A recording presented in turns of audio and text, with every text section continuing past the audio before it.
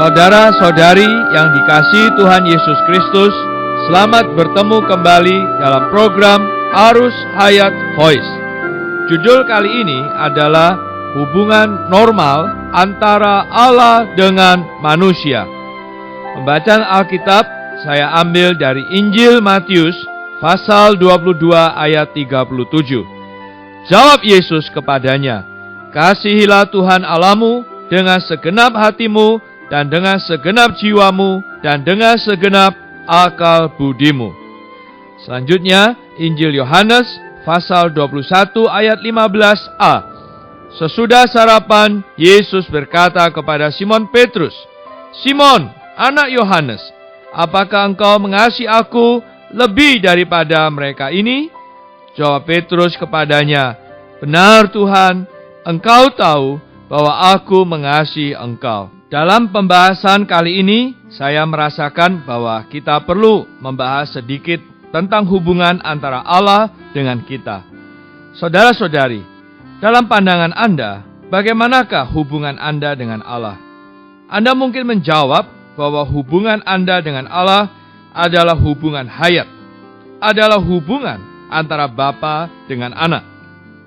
Atau Anda menjawab bahwa hubungan Anda dengan Allah adalah hubungan antara Sang Pencipta dengan makhluk ciptaan dan lain sebagainya.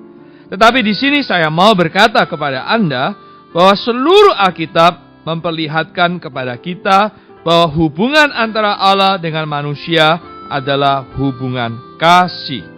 Itulah titik pertama hubungan kita dengan Allah.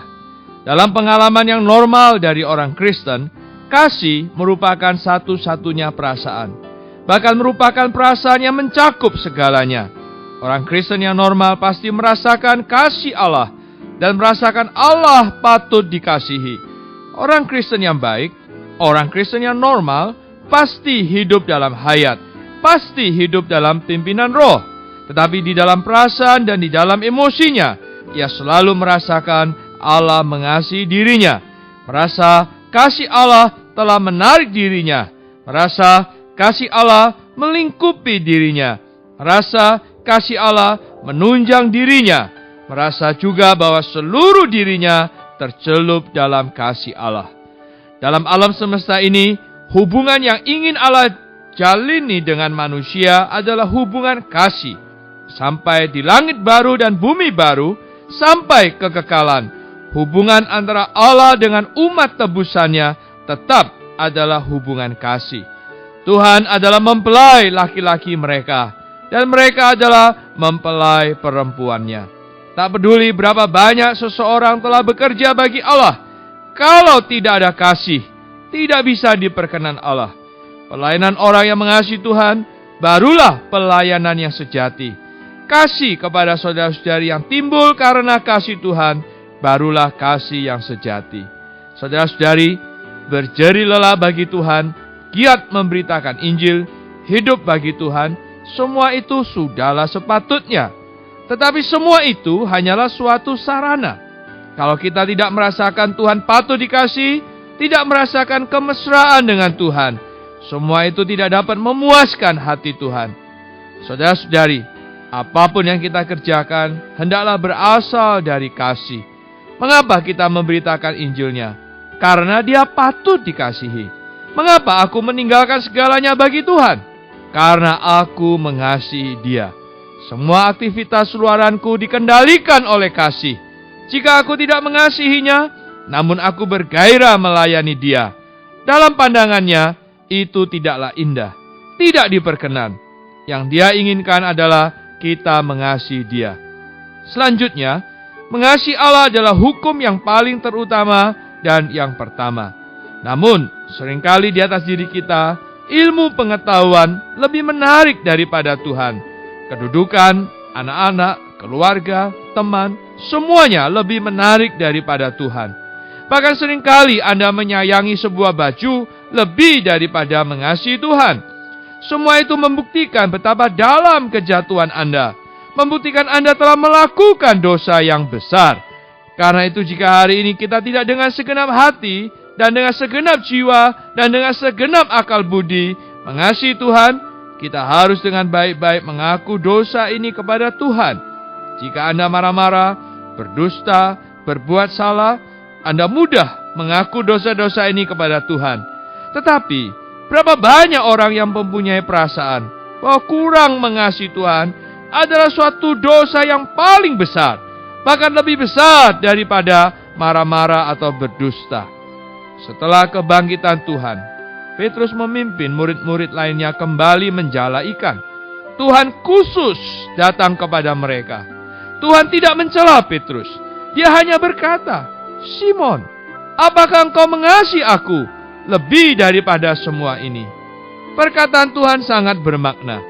Kata "semua ini" bisa ditujukan kepada ikan-ikan yang ada di depan Petrus, bisa ditujukan kepada lautan yang di depan Petrus, bisa ditujukan kepada perahu-perahu yang ada di depan Petrus. Tuhan seolah berkata, di depanmu ada 150 ekor ikan, ada jala, ada perahu, ada lautan. Di depanmu ada banyak barang. Aku menaruh diriku di hadapan semua barang ini. Bandingkanlah, apakah engkau mengasihi aku atau mengasihi semua ini? Hari ini, banyak orang yang mencari kepuasan di luar Tuhan. Ketahuilah, rasa puas manusia berkaitan dengan dua hal. Pertama, masalah keperluan. Kedua, masalah emosi. Keperluan terbesar dari manusia adalah Allah, agar emosi manusia mendapatkan kepuasan dan sukacita yang penuh juga hanya dengan mendapatkan Allah. Saudara-saudari, tujuan Allah menciptakan satu keperluan dan satu emosi adalah agar kita bisa menjalin hubungan kasih dengan Allah. Dia mau agar kita memperlakukan Dia sampai kita bisa merasakan bahwa antara kita dengan Dia ada hubungan kasih yang dalam, mesra, dan manis. Saudara-saudari, mari kita berdoa. Oh Tuhan Yesus, terima kasih atas kasih-Mu yang telah menjangkau aku. Tuhan, Engkau bukan saja telah mati dan bangkit untukku, tetapi Engkau juga memberi aku hati yang baru dan roh yang baru, supaya aku bisa mengasihi-Mu dan menjadikan Engkau yang utama dalam segala sesuatuku. Oh Tuhan Yesus, Engkaulah sang kasih itu, sekarang sudah ada di dalamku. Aku damba menjadi pengasih-Mu yang setiap saat mendambakan diri-Mu. Tuhan, aku mengasihi-Mu. Di dalam nama Tuhan Yesus. Amin. Demikianlah firman Tuhan. Sampai bertemu di kesempatan berikutnya. Kasih karunia Tuhan menyertai kita semua. Amin. Demikianlah program Renungan Arus Hayat Voice Note pada hari ini.